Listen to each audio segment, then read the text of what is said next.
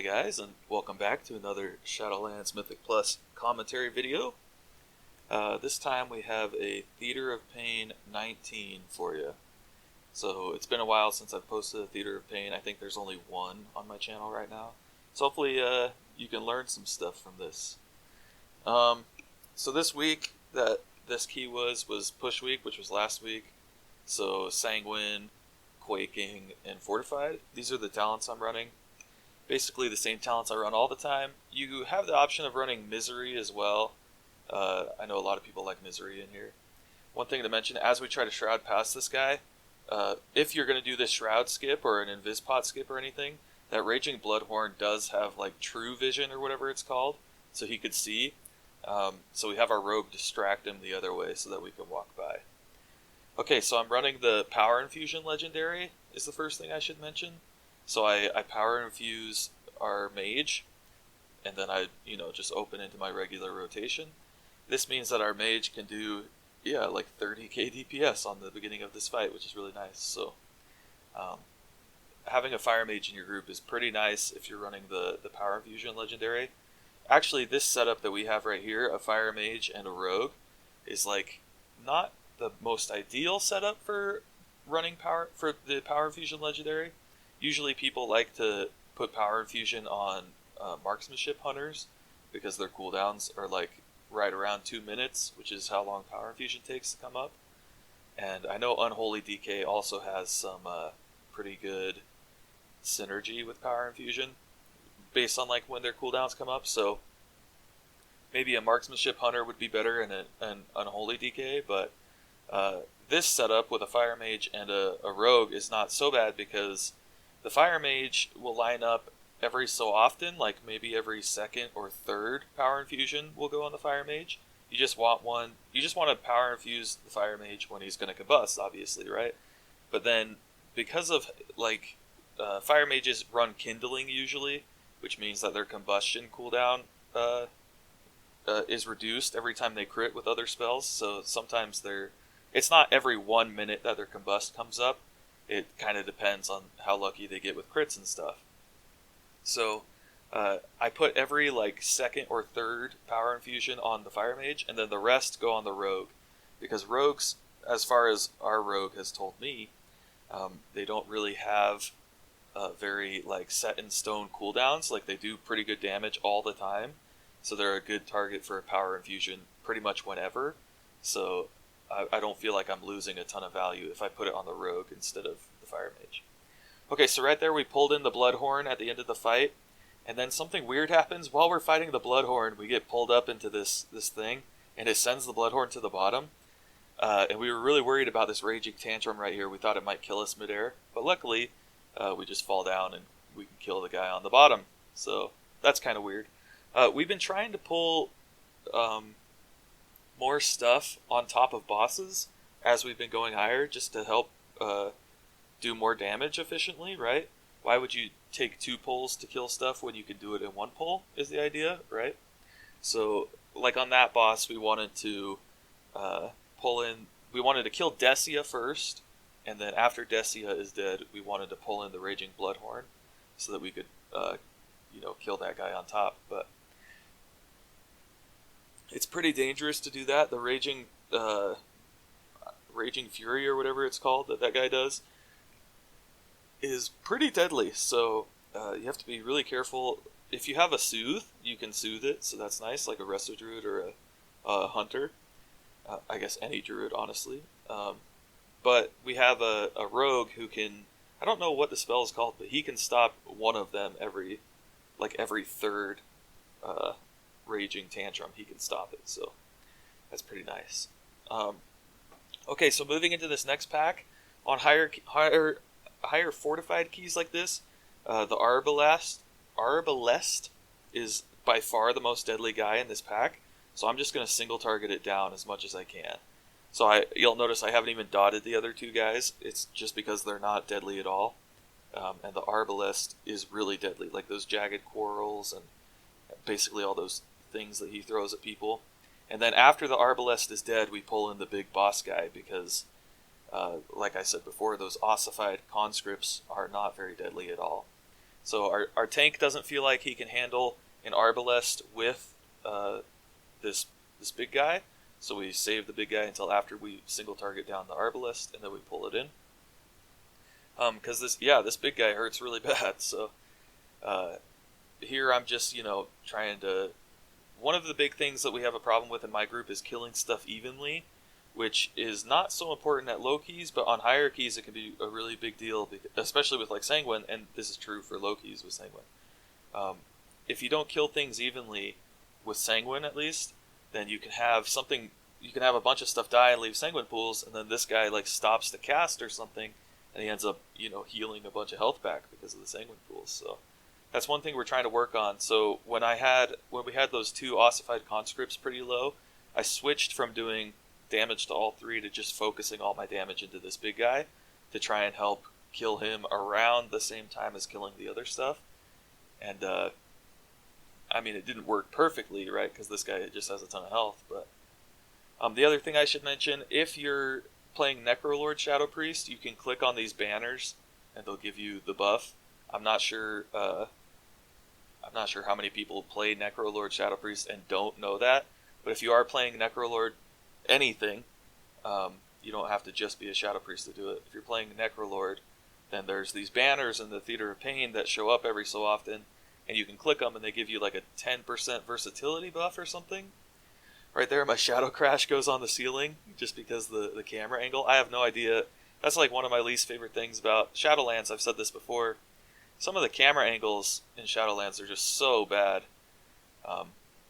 Okay, I should mention here that the captain on the bridge that pats back and forth, that whole patrol, what we like to do is I shackle him when they get close like this. See, I'm going to shackle him again.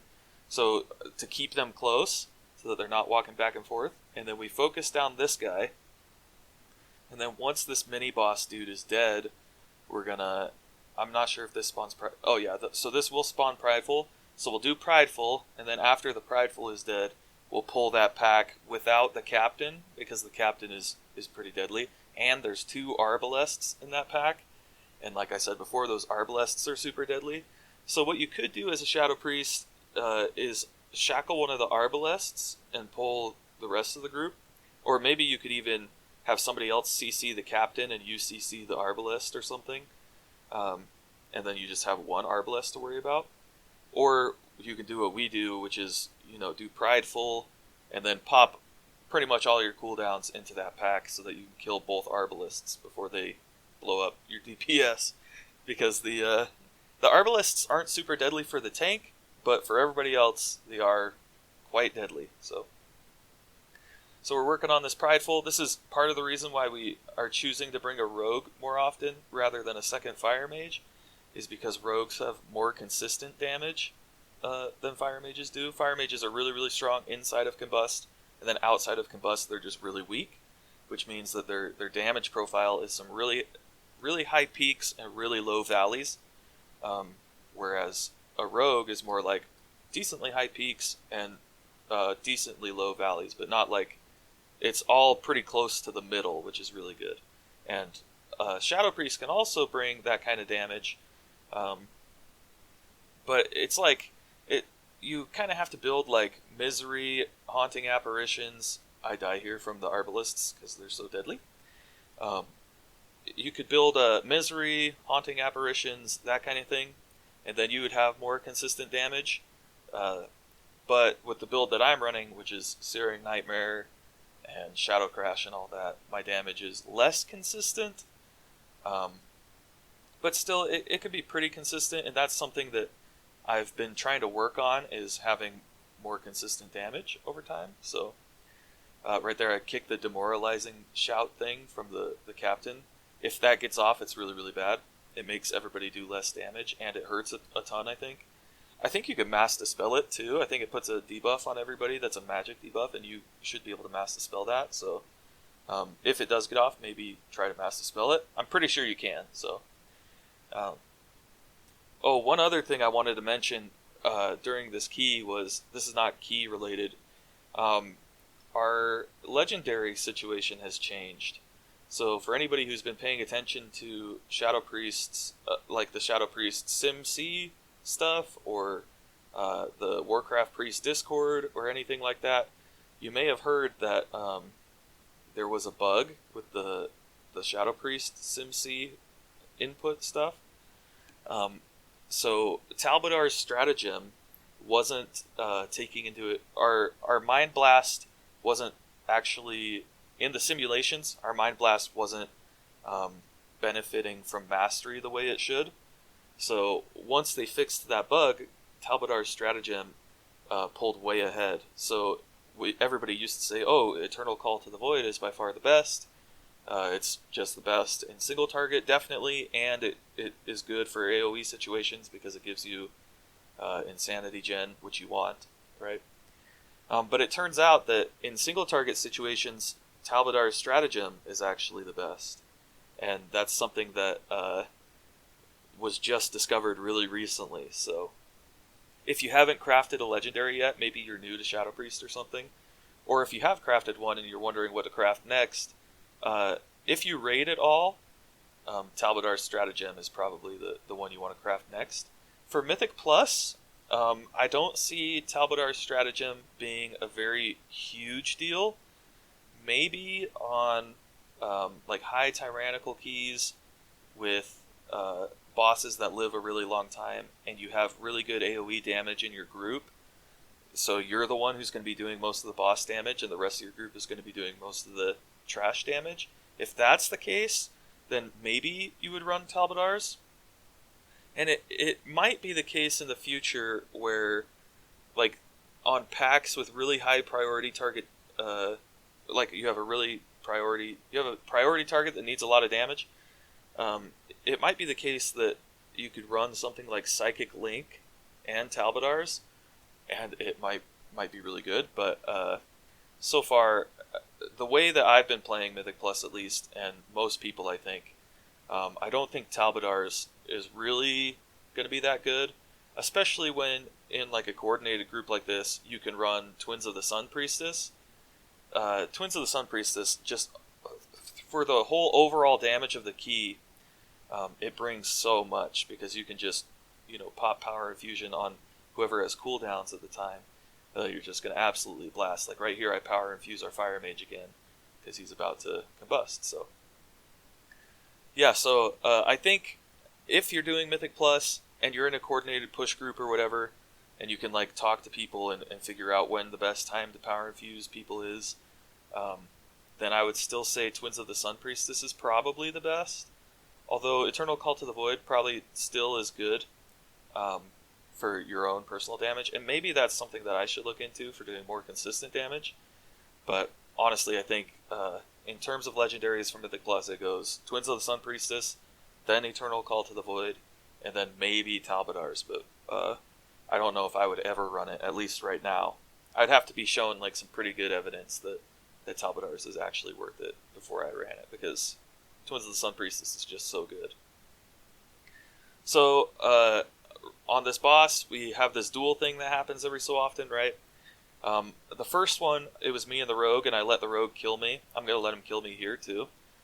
That's because the rogue, like I said before, has more constant damage than me. I do have Void Eruption here, but at the same time, the boss is almost dead, so I'm not going to use my Void Eruption, so we may as well give the damage buff that you get from winning that duel to our rogue so that he can, finish the boss or whatever. Okay, so we're going to move into the next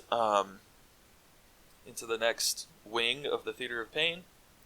So that we did Zav's wing first.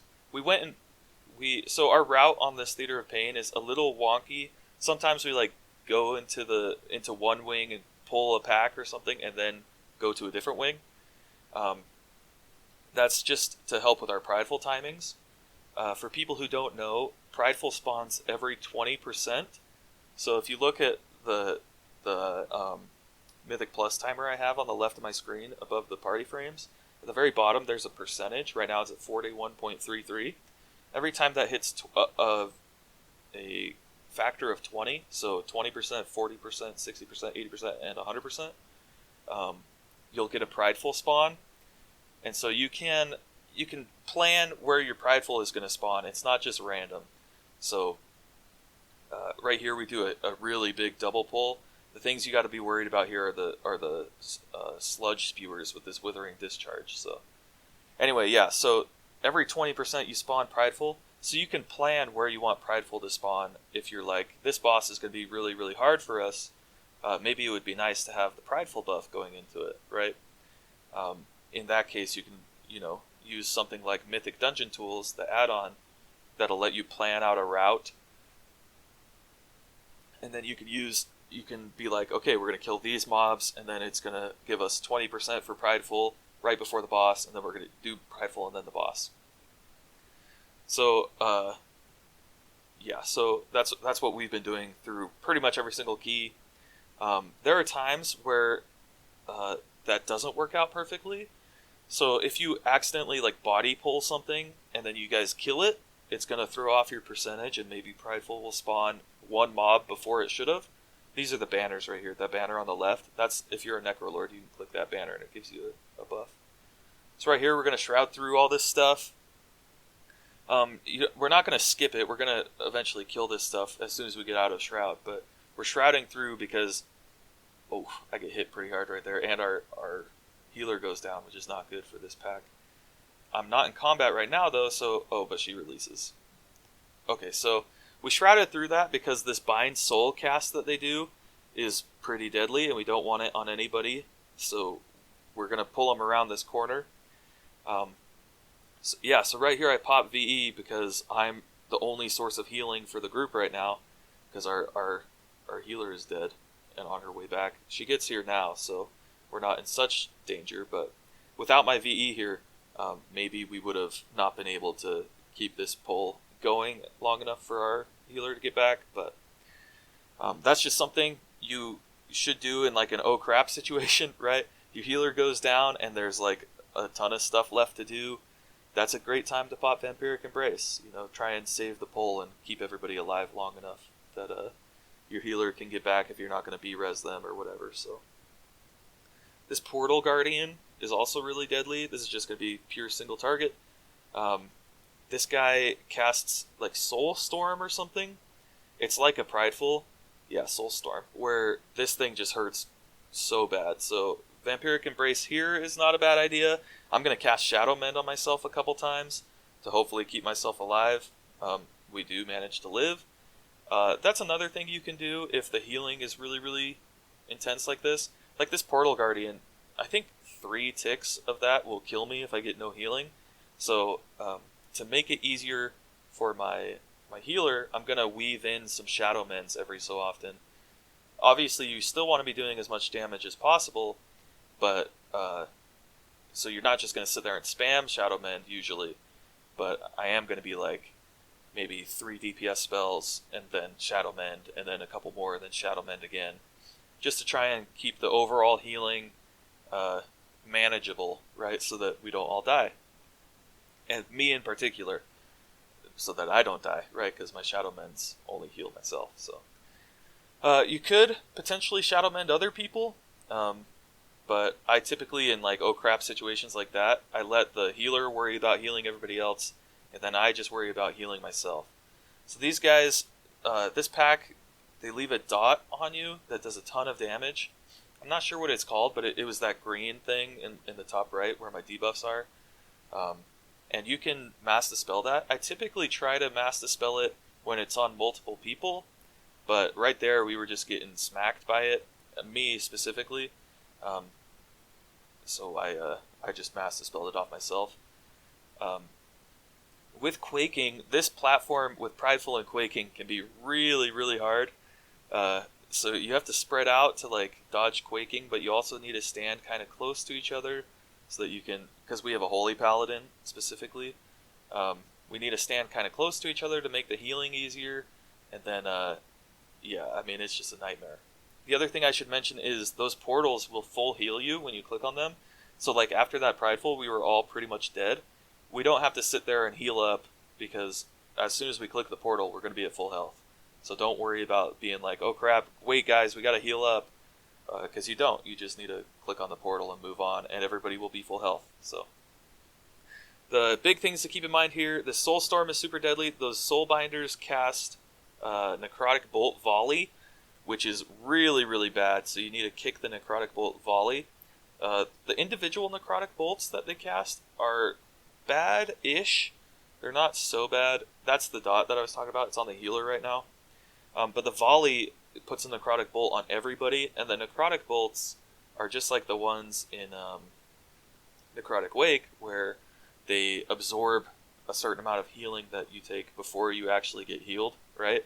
So the Necrotic Bolt Volley just means that nobody in the pack, in your entire group, can get healed until you heal through those absorbs. So the Volley is really important to kick, and it hurts really bad. So kick that, and then whenever you have like extra kicks available, if you have like melee in your group or whatever, and they're handling all the volleys, then that's a good time for you to kick individual Necrotic Bolts. So right here, I try to throw out reses on people as soon as I can after combat. Mine goes off before the healers, so I mean it's kind of good that I did. It's not a huge deal, but I have a res, so may as well help res people, especially if people aren't completely topped off. Sometimes I'll res the person who's dead, and our healer can sit there and heal everybody else to top them off. These two guys, you have to be really careful about their death winds, or whatever it's called, because it'll shoot a tornado at you. The tornado, I don't think one-shots. I'm not sure because I haven't been hit by it in a long time. Subtle flex. But the tornado hurts really bad, and the biggest thing is that it knocks you back really far. So if you're standing on a platform like this and you get hit by one of those death winds, if it doesn't kill you immediately, it'll throw you off the platform and you'll fall to your death, right? One thing to keep in mind as a Shadow Priest, or any kind of priest, is that you have Leap of Faith, right? So if somebody gets hit by one of those and you're fast enough, you can life grip them back onto the platform. So just keep an eye out, and obviously it's like super telegraphed. It's easy to tell when it's coming, so you shouldn't have to worry too much about it. But if somebody does get hit and you see them go flying off, try to life grip them back on, because it could potentially save the pull, right?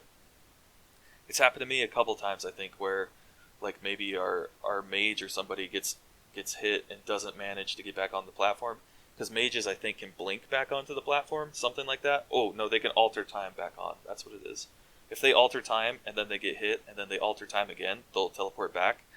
So that's happened in the past where somebody gets hit by it, gets thrown off, and I life grip them back on to save the pull. So I'm trying to always look for ways to use life grip more meaningfully, and that's one way that can be a really big deal. So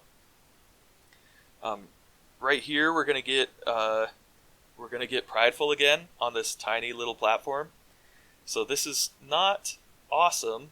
I mean, we planned to have Prideful here, so it worked out perfectly, but this is not your ideal spot for Prideful as far as real estate goes, because there's not much room to spread out. With Quaking and Prideful, this is going to be really super annoying. So Theater of Pain is just not great with Quaking, especially, I mean, just because of these tiny platforms. But so right there, I popped both cooldowns. I power infused the rogue, and then I popped Void Eruption, and we're killing this Prideful.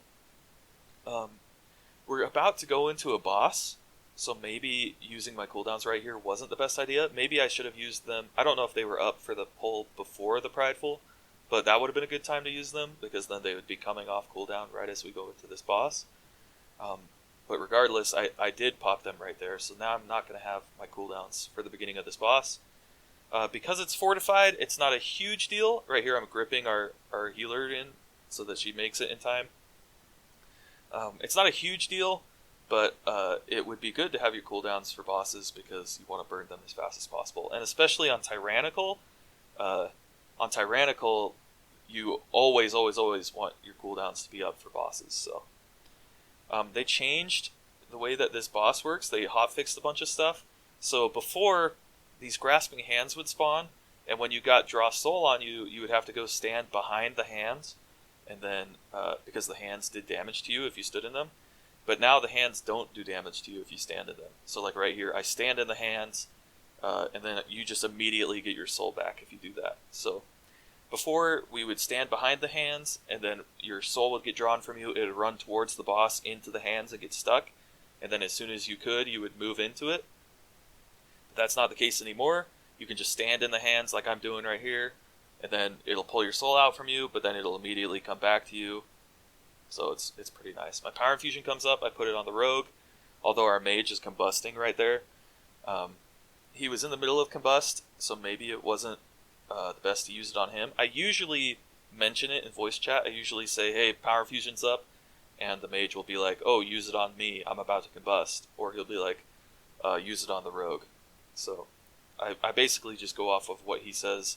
Although there are times where, like maybe on a prideful that's at 20 stacks or something and we're all dying, maybe that's a good time to use it on our healer so that she can keep us alive through that. So it's interesting to try and figure out what the most optimal use of your power infusion is, and that's just something that depends on your team comp. It depends on the players. Like I know in like raid situations, if you're going to power infuse somebody that's not yourself, like if you have the power infusion legendary, it's usually best to use it on whoever has their cooldowns. But then another thing to consider is player skill, right? Like maybe there's a guy in your raid who's just absolutely bonkers, way good at the game. Maybe it's better to save your power infusion for him a little bit later, like maybe wait 10 seconds or something and then give it to him rather than just give it to anybody who has their cooldowns up, right? So it's just a little thing that is fun to think about, right? Try to decide what the best time to use, who the best target for your power infusion is, and when is the best time to use it, and stuff like that. It's fun. So this next pull, we have these sludge spewers again. They cast Withering Discharge. You don't ever need to kick the Decaying Filth. It just is not worth it. And if you're a priest, it leaves that disease on your tank, or whoever they cast on, which is usually the tank, I think. So as a priest, you can dispel that disease. So the Decaying Filth, if you have a priest in the group, like if you're the priest, then you never need to kick it. It's just not very deadly, and you can dispel it. And the Withering Discharge is crazy deadly. If you let one go off, it's basically a wipe. Especially the higher you go, the more damage it'll do, obviously. So we never kick anything except for Withering Discharge. And the Withering Discharge is by far the most deadly, right? So also, we have a paladin who she can also dispel disease. So she usually gets all the disease dispels, and then I save my kick for the Withering Discharge.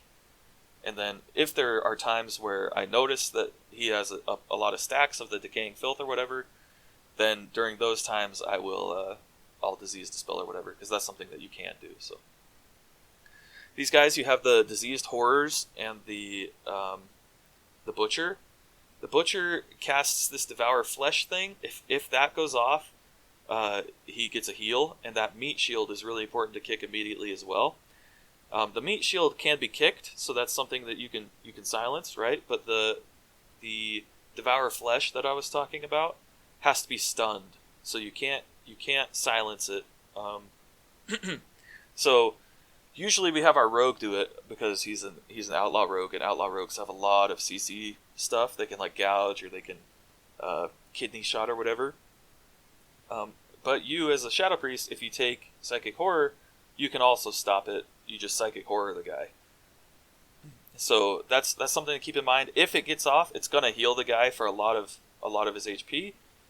So make sure you stop it. That's something that maybe other members in your group are more suited for. But if nobody's gonna stop it, then that's something that you can do. So.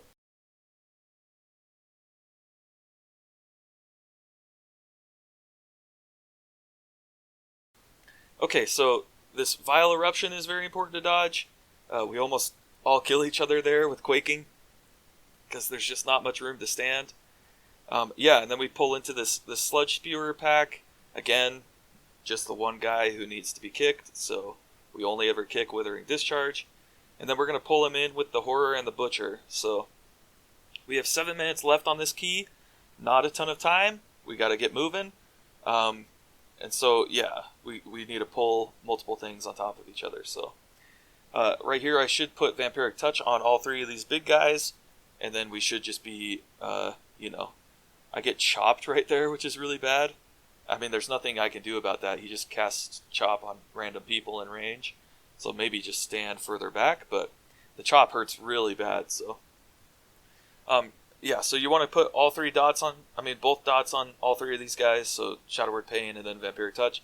And then this is part of the reason why people like running Misery so much. There's a bunch of guys in Theater of Pain that jump around, right? So they're not all stacked on top of each other. And Misery really shines in moments like that because Searing Nightmare only gets really good value if you can hit a lot of things with it at the same time. And when everything's jumping around like that, it can make it really hard to hit everything with Searing Nightmare, so Misery is a good alternative, right? And that's why a lot of people like running Misery in this dungeon and Spires of Ascension, is so that they can just, put Vampiric Touch on everything, and then while stuff is jumping around, it doesn't really matter because they still have both dots on them. I get Shadow Locked here, which is not good. It's completely avoidable. And then I pop Dispersion to try and keep myself alive, and I do manage to live. Our damage to this Prideful was really, really bad right there. Like, we popped Cauterize, I had to pop Dispersion, we barely survived. Okay, so Gore Chop, the thing you want to do on Gore Chop is stand pretty close to melee like this, just so that when he casts his, what's the ability called? It's this thing, the Tenderizing Smash. If you stand too far away, he'll pull you towards him, but if you stand in melee, he won't. The other thing is these leftovers, the oozing leftovers, they actually kill themselves. So they have like a debuff on them that does like 5% of their max HP every couple seconds or something. So you don't have to worry about doing any damage to them. I usually put Shadow Word Pain on them, but honestly that's probably a bad move. You just want to just ignore them, and then as they're dying, you can snipe them with Shadow Word Death so that you get Insanity. But yeah, so like right here, I sniped that one with Shadow Word Death to give myself more Insanity. But yeah, they do kill themselves, so you don't have to worry about damaging them at all, because they will die. The only reason you might damage them is if you're like getting overrun and they're doing a ton of damage to people, and it's important that they die quickly. In that case, you can help them kill themselves by doing damage to them, right? But whatever damage you do to them is not really going to matter because they're going to kill themselves. So that was another moment where I had a Shadow Crash that went to the ceiling. Super annoying. But that's just the way Shadowlands goes these days. Yeah, so other than that, we're just doing the single target rotation. I'm popping my Dreadfire Vessel when I can. Right here I should Void Torrent. Yeah, there we go. Honestly, that is probably... I should have waited until that Tenderizing Smash, probably, but...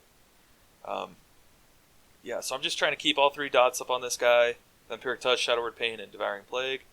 And then, I'm casting my Mind Blasts and my Devouring Plagues when I can. We're going to take these hooks up, and it's going to take us to the last boss. We have 3 minutes and 50 seconds to kill him. Or her, I guess. I think it's a guy. Kel'Thuzad? Is this Kel'Thuzad? I don't think this is Kel'Thuzad. Okay, regardless. We're going to fight this last dude. Yeah, Mordretha, not Kel'Thuzad. I think this is a girl. Anyway, it doesn't matter. So, we're going to go fight this last boss. I grip our Paladin there again to try and speed things up. And on this last boss, things can get pretty hectic. It's just a single target fight, right? So you want to be doing your single target rotation pretty much the whole time. I repair there. I have my Grand Expedition Yak bound to a keybind. It's Control-Shift-7 for me, so that I can pop it up like that and repair in the middle of a key. It's not a huge deal, but there are times where it's important. Yeah, so you're going to want to single target stuff right here. So I'm popping my Power Infusion. I use Power Infusion on our mage because he's combusting, and then I pop my CDs. I'm gonna try and keep all three dots on people. You have to be very careful. You need to dodge the frontal right there, that Dark Devastation. It'll point at somebody, so keep an eye on that. This Manifest Death, you want to keep these guys really close so that you can grip them all together like this. And then right here would be a good time for some Searing Nightmares, but they end up dying too quickly, so it's not a huge deal. We dodge this beam again, and then next we're going to have a rift again that we need to run out of. Quaking really throws off my Void Torrents. Like right there I was Void Torrenting, and then we got Quaking, so I had to cancel it early. But so we get another rift that comes up. This one, it doesn't have anything with it. Oh, I guess it does have these Echoes of Carnation. Is that what it is? Echoes of Carnage, probably. I think Carnation is a flower. So you need to watch your feet for those echoes. We Lust right here because it comes off cooldown, and now we're just, blasting as hard as we can. These bulls, so we have bulls and beam right here. The bulls are not super hard to dodge. They run pretty slow, and they run in a straight line. And the beam is not crazy hard to dodge. It's just being aware of everything, knowing where stuff is. I need to dodge right here. Because I'm so far from the group, I kick that guy so that he runs in so that we can kill everything quicker. Usually you want to stay stacked up so that you can kill all those things immediately. But if you do end up having, like right there, I kind of had to run far away from people. If you do end up having to do that, you can tab target and silence your mob so that your mob runs towards the tank. So I silence it and I fade so that I have no threat. The tank gets all the threat. The guy runs in. We kill it. And then, that's the end of the end of the key. So let me know what you guys thought. I appreciate all of the support so far. Hope you enjoyed and hope you learned something. That's going to be it for me. Keep an eye out for more keys in the future. And thanks for watching. Peace.